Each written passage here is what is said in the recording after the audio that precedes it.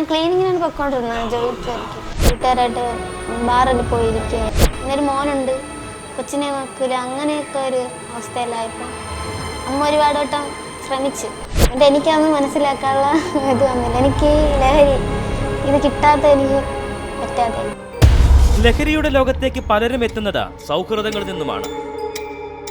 തിരുവനന്തപുരത്തിന്റെ അതിർത്തി പ്രദേശത്തുള്ള ഈ യുവതിയും ലഹരിക്കടിമയായത് സമാനമായ രീതിയിൽ. കൂട്ടുകാരായിട്ട് വലിച്ചു തുടങ്ങിയതാണ്. പിന്നെ അത് അധികമായി.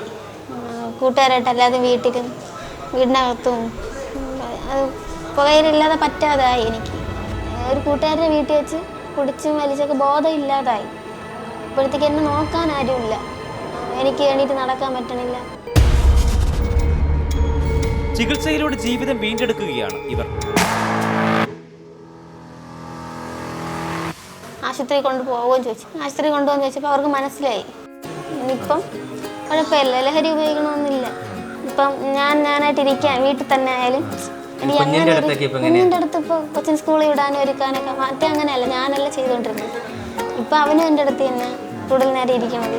ഞാൻ കുറേ കാര്യങ്ങൾ ഞാൻ ഒഴിവാക്കി വിട്ടായിരുന്നു. എല്ലാം എനിക്ക് തിരിച്ചു കിട്ടി. ഞാൻ മനസ്സിലാക്കാൻ കുറേ കാര്യം ഉണ്ടായിരുന്നു, അതെല്ലാം എനിക്ക് മനസ്സിലാക്കാനും പറ്റുന്നുണ്ട്. തൂഫാൻ പോലുള്ള പരിപാടികൾ ഏറെ ഗുണകരമാണെന്നാണ് സ്വന്തം ജീവിതാനുഭവത്തിന്റെ വെളിച്ചത്തിൽ ഇവർ പറഞ്ഞു വെക്കുന്നത്. നല്ലൊരു തീരുമാനമാണ്. എനിക്കും പറഞ്ഞ മോൻ വളർന്നു വരുന്നുണ്ട്. അത് വെച്ച് നോക്കുമ്പോൾ നല്ലൊരു അഭിപ്രായം തന്നെ. എല്ലായിടത്തും എനിക്ക് പറയാനുള്ളത് ഉപയോഗിക്കരുത് നിങ്ങൾ.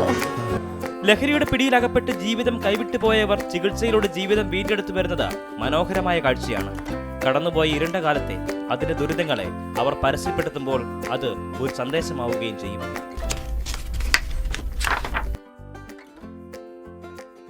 ഇതൊരാളുടെ മാത്രം കഥയല്ല. ജീവിതത്തിൻ്റെ ചതുരംഗക്കളത്തിൽ വീഴുകയും വീഴ്ത്തപ്പെടുകയും ചെയ്ത നിരവധി ആളുകളുടെ പ്രതിനിധി മാത്രമാണ്.